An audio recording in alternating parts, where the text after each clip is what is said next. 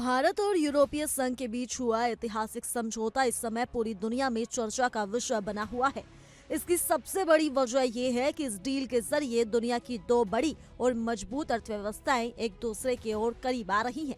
भारत और यूरोपीय संघ मिलकर दुनिया की लगभग 1/4 आबादी का प्रतिनिधित्व करते हैं। ऐसे में दोनों के बीच हुआ ये फ्री ट्रेड एग्रीमेंट वैश्विक व्यापार के लिहाज से बेहद अहम माना जा रहा है। इस समझौते से भारत को लंबे समय में बड़ा आर्थिक फायदा मिलने की उम्मीद है। भारतीय उद्योगों, खासकर मैन्युफैक्चरिंग, टेक्सटाइल, फार्मा, ऑटोमोबाइल और आईटी सेक्टर के लिए यूरोप के बाजार और ज्यादा खुल जाएंगे।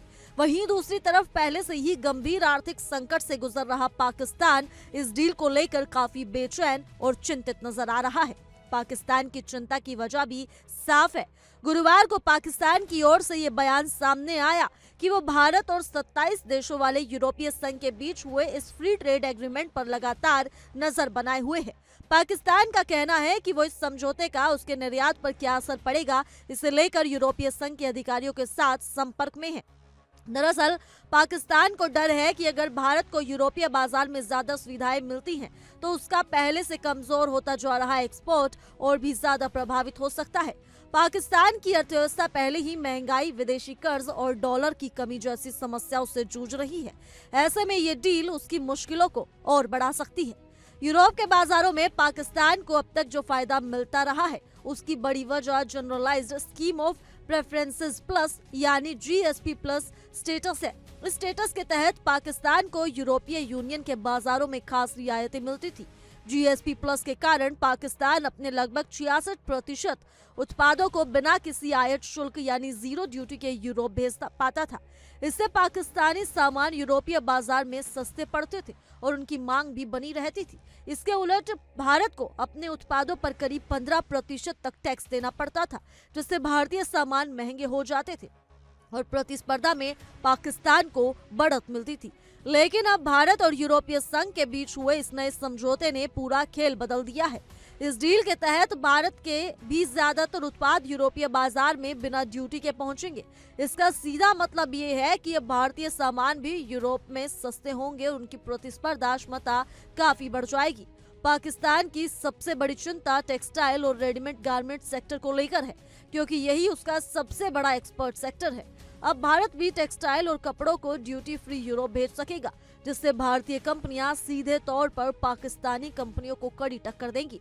प्रधानमंत्री नरेंद्र मोदी ने इस ऐतिहासिक समझौते को मदर ऑफ ऑल डील कहा है। उनका मानना है कि ये डील भारत के लिए गेम चेंजर साबित होगी। इस समझौते के बाद यूरोप जैसे बड़े और समृद्ध बाजार में भारतीय उत्पादों की पहुंच आसान होगी। इससे न केवल भारत का निर्यात बढ़ेगा, बल्कि देश में रोजगार के नए अवसर भी पैदा होंगे। मैन्युफैक्चरिंग सेक्टर को बढ़ावा मिलेगा और भारतीय अर्थव्यवस्था को एक नई रफ्तार मिलने की उम्मीद है। विशेषज्ञों का मानना है कि इस डील का असर आने वाले सालों में भारत की आर्थिक ताकत को और मजबूत करेगा। वहीं पाकिस्तान के लिए हालात लगातार मुश्किल होते जा रहे हैं। उनका जीएसपी प्लस स्टेटस अगले साल खत्म होने वाला है, जो उसे साल 2014 में दिया गया था। अगर ये स्टेटस खत्म हो जाता है तो पाकिस्तान को यूरोप में अपने उत्पादों पर टैक्स देना पड़ेगा। इससे उसका निर्यात महंगा हो जाएगा और यूरोपीय बाजार में उसकी पकड़ कमजोर पड़ सकती है। ऐसे हालात में पाकिस्तान का कारोबार यूरोप में लगभग ठप होने का खतरा भी बना हुआ है।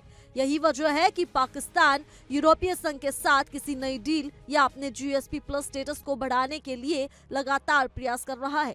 पाकिस्तान के टेक्सटाइल एसोसिएशन के प्रमुख ने भी खुले तौर पर यह बात मानी है कि यूरोप के बाजार में भारत अब पहले से कहीं ज्यादा मजबूत और प्रतिस्पर्धी बन चुका है। पाकिस्तान की अर्थव्यवस्था इस समय बेहद नाजुक दौर से गुजर रही है।